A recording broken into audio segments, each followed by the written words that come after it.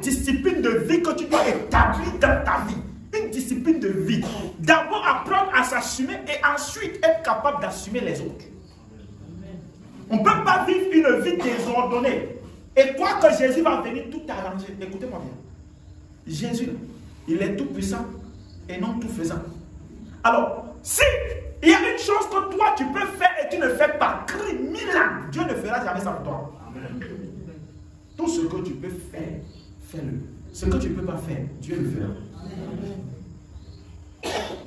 Non, on a mis Dieu dans tout. Dieu est au contrôle.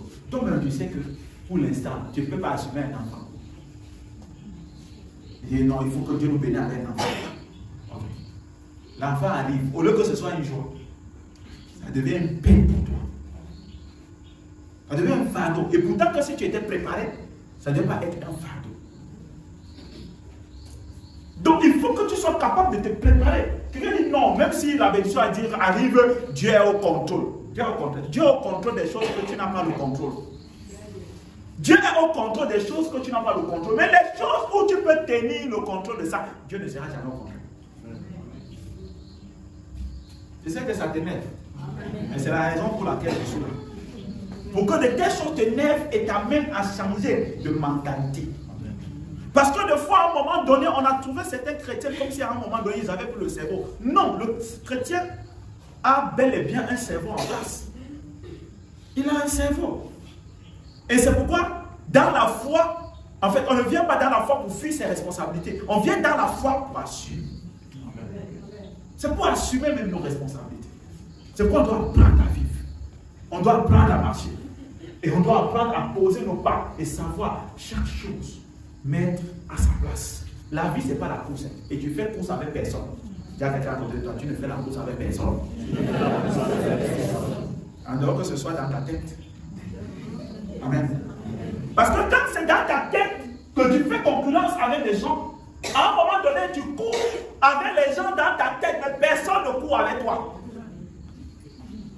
Ta vie est personnelle.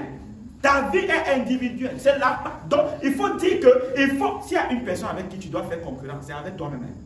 J'étais à tel niveau et demain, je dois me surpasser pour être à tel niveau. Alors, tu n'as pas à challenger avec quelqu'un. C'est pourquoi la sorcellerie ne devait pas exister dans les familles.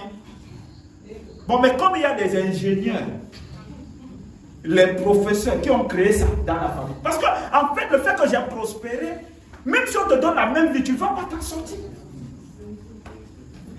Donc, la sorcellerie ne doit pas exister. En d'autres termes, la jalousie, parce que c'est ça même. Quand on commence à être jaloux, on devient sorcier. Non, tout de suite là, lorsque tu commences à constater que ta soeur ou ton frère quelque chose, ça t'a fait mal au cœur, à l'instant, tu es entré dans un moule où on fabrique les sorciers. Oui. Même des fois, notre chien peut nous amener à faire ça, et même pour rien ça. Que quelqu'un ne fuit pas ça, ça peut arriver.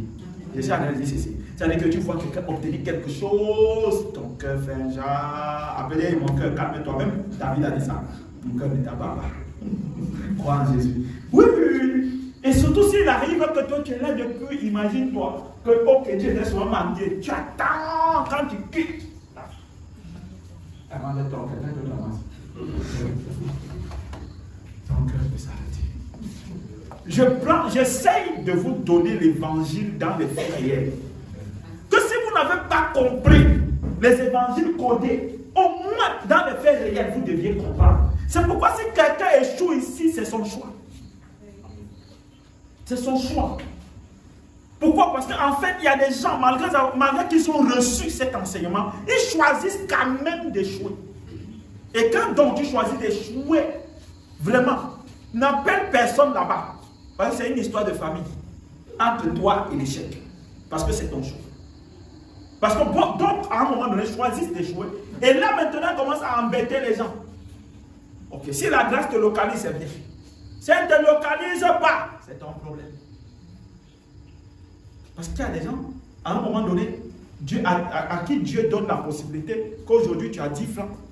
Au lieu de manger 5 francs, tu gardes 5 francs. Tu manges tout. Et tu sors un verset biblique, Dieu pouvoir. Tu sauras. Tu vas voir. Si tu n'as pas compris que comme tu as 5 francs là ou tu as 10 francs là, il faut réfléchir dans ta tête là. Tu n'as pas compris. Et les gens ne comprennent pas. À un moment donné, s'offrent des plaisirs, s'offrent des choses. À un moment donné, ils n'ont pas compris. Non, bien aimé, à chaque niveau de la vie, il faut savoir ce qu'il te faut et ce qu'il ne te faut pas encore. Ça te viendra, mais pas pour l'instant. La parole de Dieu dit qu'il ne faut pas aspirer aux choses très élevées. Il faut regarder. Donc ceux qui ont dit là qu'il faut approcher là où tu peux aller. Avec bien vu. Amen. Voilà. Chacun approche son sac là où il peut aller. C'est ça. Voilà, Jésus. Donc bien aimé, il faut fixer les regards sur l'objectif. Parce qu'en étant déterminé, on peut renverser toutes sortes de situations en notre faveur, à condition qu'on ne soit pas distrait par tout ce qui nous arrive.